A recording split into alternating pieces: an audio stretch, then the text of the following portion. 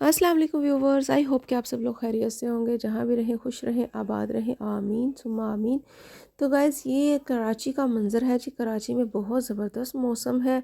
Husband बता रहे थे यहाँ तो सर्दी का नामो निशान नहीं है और नॉर्मल डेज़ चल रहे हैं और लाहौर में तो इतनी सर्दी पड़ रही है। ये सर्दी ने मैं कहती हूँ तौबा तौबा करा दी है हमारी। तो इधर जनाब ये मज़े में है। सुबह सुबह का टाइम था, मैंने सोचा थोड़ी ये आपके साथ 2 क्लिप्स शेयर कर दूँ। उन्होंने मुझे भिजवाए थे, ख़ास तौर पे वो मेरे लिए भेजते हैं कि ये जो है ना व्लॉगिंग करती है तो उसमें ये ऐड कर लेगी ताकि थोड़ा अच्छा फ़ील होता है। वो मुझे कहते हैं लहरें देखा करो, परिंदे देखा करो, इनसे जो है ना डिप्रेशन तो रिलीज़ होता है। व्यूवर्स, मैं चाहती हूँ मेरा अकेले का डिप्रेशन कम ना हो, मेरे साथ आप लोगों का भी डिप्रेशन कम हो। आप भी इसको गौर से देखें, लहरों को अपनी तरफ आता महसूस करें और दौड़ें लगा दें क्योंकि पानी हमारे करीब पहुँच गया है। तो उनको खैर फ़ोटोग्राफ़ी और वीडियोग्राफ़ी का बहुत शौक और बहुत टाइम लगा के ये वीडियोस बनाते हैं और अच्छी भी इनकी बनी होती हैं। बहुत सारे इनके फ्रेंड्स जो है ना इनकी तारीफ़ें भी कर रहे होते हैं और इनसे क्लिप्स भी मंगवा रहे होते हैं। तो व्यूवर्स, जैसा कि मेरा ये व्लॉगिंग का चैनल है तो सबसे पहले मैं मॉर्निंग रूटीन आपके साथ शेयर करूँगी। उसके बाद फिर मैं आगे चल के आपके साथ और भी बातें करूँगी। और सबसे पहले तो मैं आपको ये बता दूँ कि ये जो मैं क्लीनिंग करने लगी हूँ ये ब्रश से, ये बिल्कुल भी सही काम नहीं कर रहा था। मैं वर्कआउट करके हटी थी तो मैंने सोचा पहले नहाने से पहले झाड़ू वगैरह सफाई कर ली जाए, then I will take bath. तो उसके लिए मैंने ये इससे ब्रश से फेरने की कोशिश की, बट इससे हो नहीं रहा था साफ़। और वैक्यूम क्लीनर ऊपर से लाने की मेरे में सुबह सुबह बिल्कुल मूड नहीं हो रहा था। तो इसके बाद फिर मैंने तिनकों वाला झाड़ू लिया और उससे, एक ही कारपेट एक ही रूम में है खैर, उसी झाड़ू से फिर मैंने इसको अच्छे से क्लीन कर लिया, क्योंकि झाड़ू तिनके वाली झाड़ू से बहुत अच्छा क्लीन हो जाता है। तो गैस जैसे मैं दूसरे रूम में आई तो बच्चे नाश्ता तो मैं करवा चुकी थी और ये स्टडी कर रहे थे और इनके पास ही फिर मैं बैठ गई, क्योंकि अक्सर मारूशे कुछ ना कुछ मुझसे पूछ लेती है। तो फिर मैं मुझे आवाज़ें लगा रही थी, तो फिर मैं जब ये पढ़ रहे होते हैं ना, क्योंकि 1-1.5 घंटा मेरे सामने पढ़ते हैं, तो फिर मैं इनके पास ही बैठ जाती हूँ ताकि इनको मैं बता दूँ। फिर ये ट्यूशन चले जाते हैं। तो गैस ये मैं यस्टरडे बाज़ार गई थी, उधर से मैं बाउल ले आई। बाउल भी मैं ऐसे ही ले आई हूँ, कह रहा था शॉपकीपर बाजी ले लें, तो ऐसे ही मैं फजूल से ऐसी चीज़ें ले लेती हूँ। मतलब कि मुझे नहीं भी लेनी होती ना, तो फिर मैं चाहती हूँ कि इन लोगों का भला हो जाए, गरीब लोग हैं तो ये मेहनत कर रहे हैं, तो चलो मैं ले लेती हूँ। और साथ ही मैं डॉलर शॉप पे चली गई थी, वहाँ ये मैं डर्मोकॉल 180 में लेकर आई हूँ, जो कि 1500-1600 की है। आई थिंक कि ये 2 नंबर ही होगी और चाइना की होगी यकीनन। और इसी तरह ये मस्कारा लाइनर वगैरह भी मैं लेकर आई थी। और ये मैं इसलिए ले आई कि मारूशे अब माशाल्लाह से थोड़ी बड़ी भी हो रही है, और सेकेंडली कि मेरी जो अपनी चीज़ें हैं ना वो सारी ड्राई हो गई हुई हैं, क्योंकि मैंने ऑलमोस्ट लगाना ही छोड़ दिया। अब आजकल मैं बिल्कुल भी नहीं लगाती, एक तो सर्दी है और उसके बाद पहले भी मैंने लगाना छोड़ दिया हुआ था। तो मैंने सोचा चलो ये एक्सपेरिमेंट करती रहेगी तो एटलीस्ट प्रैक्टिस हो के ना तो अच्छा हो जाएगा, देन इसको कोई अच्छी वाली चीज़ें ले दूँगी। तो साथ ही साथ बच्चे तो चले गए थे ट्यूशन, और जब वो चले जाए ना पढ़ने, देन ही मैं कंसंट्रेट कर पाती हूँ काम पे। अदरवाइज़ हालांकि ये बड़े हैं फिर भी दोनों आपस में इकट्ठे बैठे हो ना लड़ पड़ते हैं और इनको मैं लड़ाई छुड़ाने में लग जाती हूँ। तो फिर मैं इनके पास ही बैठती हूँ, एक तो ये लड़ते नहीं है फिर, और साथ कुछ भी पूछना हो तो मैं पास ही बैठी होती बता देती हूँ। तो अब जी वो पढ़ने चले गए तो मैंने सोचा मैं थोड़ा काम कर लूँ। तो आज ज़रा मैं डीप क्लीनिंग करने का सोच रही थी और वही कर रही हूँ। मैंने सोचा इधर उधर से सारी चीज़ें अच्छी तरह से उठा के तो अच्छी तरह से ना डस्टिंग कर ली जाए और साथ साथ आपसे बातें कर ली जाएँ। और सबसे पहले तो मैं आपको ये बताऊँगी कि जो मैं वजीफ़ा आपको बताने वाली हूँ ना, ये जिसने हमारी फैमिली में पढ़ा है ना, जिसने भी मेरे दोस्तों में भी पढ़ा है, उनकी हर हर मुराद पूरी हुई है। और मैं आपको आगे चल के ये भी बताऊँगी कि जब भी मैं पढ़ने लगती हूँ ना तो मेरे साथ क्या होता है, कैसे मुझसे नहीं पढ़ा जाता और क्या कैसे यानी कि हर्डल्स आती हैं इसमें, और क्या क्या होता है मेरे साथ, वो भी मैं शेयर करूँगी। और मेरी सिस्टर ने माशाल्लाह पढ़ती थी और अब माशाल्लाह से इतनी बड़ा घर है जिसमें वो रह रही हैं और करोड़ों करोड़ों की मालिक हैं सिर्फ़ एक वजीफ़ा करने से। और ये इतना इतना पावरफुल वजीफ़ा है ना कि इससे बेहतरीन वजीफ़ा मुझे नहीं मिला। मतलब कहने का ये है कि इतना पावरफुल है और इतनी जल्दी से ये असर करता है ना, कि बाकी वज़ाइफ भी अपनी जगह ठीक हैं, सारे काम करते हैं, ये नहीं कि नहीं करते, अल्लाह के कलाम में बहुत बरकत है। बट ये जो है ना ये इतना पावरफुल है ना कि आप खुद भी करेंगे ना आपको फ़ील होने लग जाएगा 1-2 दिन में ही कि कैसा कैसा आप फ़ील करें, आपको इतनी इसकी पावर का अंदाज़ा हो जाएगा। तो गाइस साथ साथ मैं आपको बताती चलूँगी कैसे पढ़ना है, क्या हिसाब है, सब कुछ बताऊँगी। वीडियो के एंड तक देखिएगा और वीडियो यकीनन आपको बहुत ही फ्रूटफुल लगेगी, बहुत ही इसके बेनिफिट्स हैं। तो वीडियो को लाइक कीजिएगा, चैनल को सब्सक्राइब ज़रूर कीजिएगा।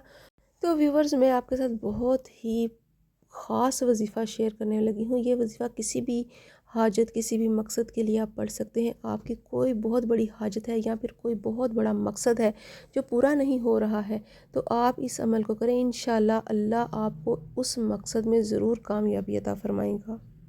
प्यारे नबी सल्लल्लाहु अलैहि वसल्लम का फरमान भी सुन लीजिए, वो दवा जो कभी रद्द नहीं होती।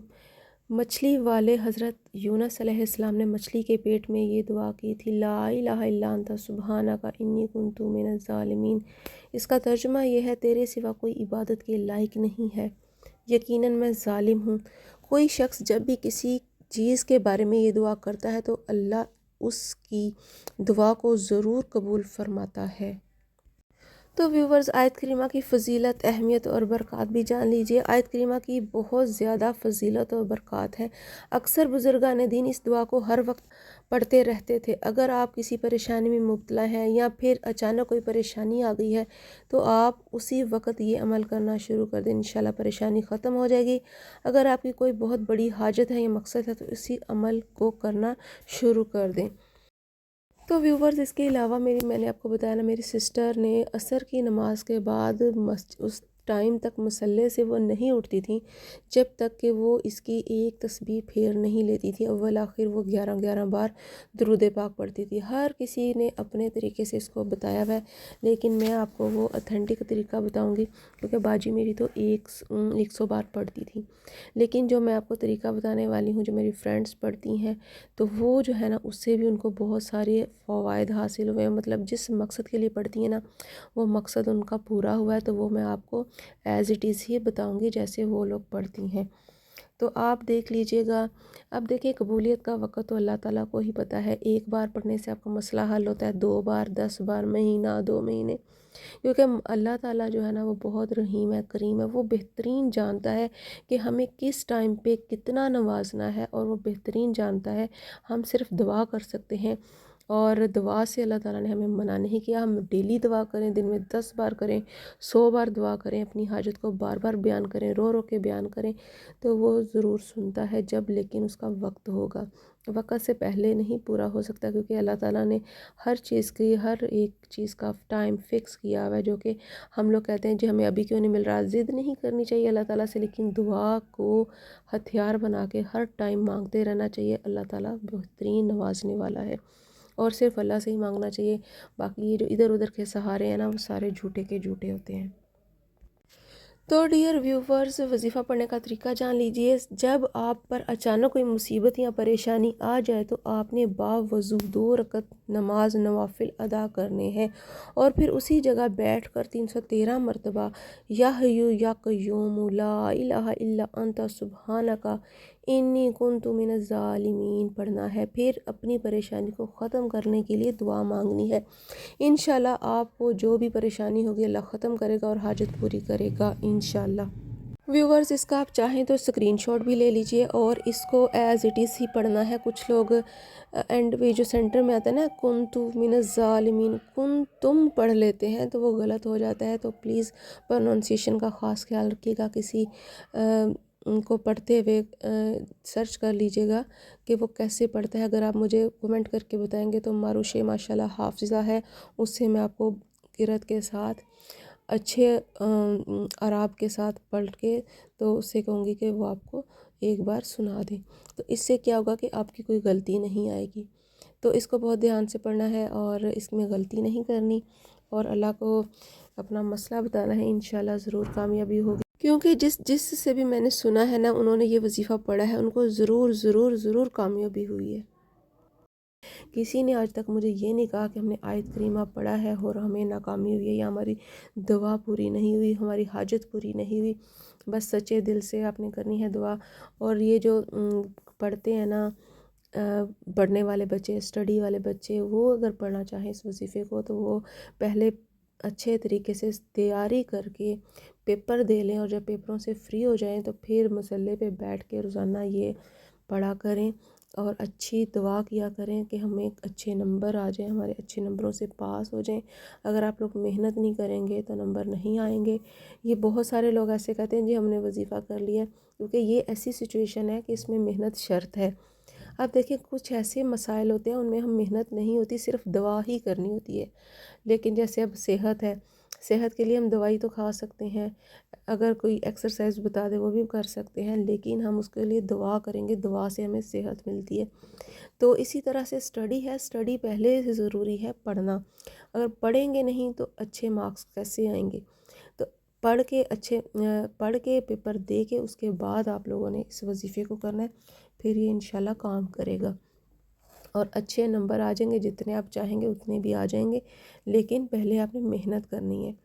तो इसी तरह से बाकी जो है, आप देखें, मैं आपको रिज़्क़ में बरकत का ही बता देती हूँ। रिज़्क़ के बरकत के लिए भी ये पढ़ सकते हैं हम, लेकिन शर्त फिर वही है कि आप घर से काम करने के लिए निकलेंगे तो आपको अल्लाह ताला नवाजेगा ना। आपने सुना ही होगा, Allah helps those who helps themselves. और इल्लामा इकबाल साहब का शेर भी है, खुद ही को कर बुलंद इतना कि हर तकदीर से पहले खुद खुदा बंदे से पूछे बता तेरी रज़ा क्या है। एक बंदा है वो मेहनत ही नहीं करेगा तो उसके फ्रूट कैसे मिलेगा। मेहनत शर्त होती है हर काम में, और उसके बाद दुआ होती है। जहाँ कोई चीज़ काम नहीं करती वहाँ हमारी दुआ काम करती है। तो ये मैं कहवा बना रही थी जनाब, क्योंकि मेरा व्लॉग का चैनल है, मैं अपने लिए आज कहवा भी बना रही थी। मैंने सोचा कि आज मैंने सारा दिन कहवा पीना है। इसमें सौंफ, इलायची, दालचीनी और सब्ज़ इलायची डाल डूल के मैंने थोड़ी सी अजवाइन डाल के कहवा बना ली है। आज फ्राइडे का दिन था, सुबह के लिए मैं कपड़े भी साथ साथ प्रेस कर रही हूँ। तो इस तरह से फ्राइडे का मेरा सारा दिन स्पेंड हुआ। तो गाइज़, अगर आपको कोई भी किसी भी किस्म का क्वेश्चन हो, कुछ भी आपने पूछना हो, तो आप मुझे टेक्स्ट कर सकते हैं विदाउट हेजिटेशन, और मैं उसका कोशिश करूँगी आपको अच्छा सा आंसर दूँ और सॉल्यूशन बताऊँ। और वीडियो अच्छी लगे तो वीडियो को लाइक कीजिएगा, चैनल को सब्सक्राइब कीजिएगा। न्यू वीडियो आने तक के लिए अल्लाह हाफिज़, टेक केयर। इंशाल्लाह मैं अपने नेक्स्ट व्लॉग में बेऔलादी का वजीफ़ा बताऊंगी, जो कि बहुत ही पावरफुल है और मैंने ख़ुद भी पढ़ा था, तो अल्लाह ताला ने बहुत करम किया। गाइज़, ये वो मेरी वो सिस्टर हैं जिसके बारे में बता रही थी, जिन्होंने वजीफ़ा किया था। वैसे मैंने एक दिन क्लिप मुझे सी ऑफ़ करने आई थी, तो मैंने उनका क्लिप ले लिया था। तो काफ़ी अरसे से मेरे मोबाइल में पड़ा हुआ था, तो मैंने सोचा ये भी आपके साथ शेयर कर दूं। तो गाइज़, मेरे साथ जो प्रॉब्लम होती थी ना वो ये थी कि मैं जब भी ये वजीफ़ा शुरू करती हूँ ना कोई हर्डल, कोई मेहमान आ जाते हैं, कोई और परेशानी आ जाती है, कभी मुझे बुखार हो जाता है, तो कभी कोई ना कोई यानी कि हर्डल इस तरह से आ जाती है कि नमाज़ों की पाबंदी नहीं रहती, और वजीफ़ा तो फिर आगे जाके करना होता है ना। तो वो नमाज असर जो है ना, जिस टाइम पे वजीफ़ा करना होता है, कुछ ना कुछ उस टाइम पे हो जाता है। बहरहाल मैं जब भी शुरू करूँ ना, तभी कोई ना कोई हर्डल ऐसी आती है कि वो वजीफ़ा वो छूट जाता है। और मुझे लगता है जिस दिन मैंने वो वजीफ़ा पढ़ लिया ना, मैं भी बिल्कुल परफेक्ट कामयाब हो जाऊँगी।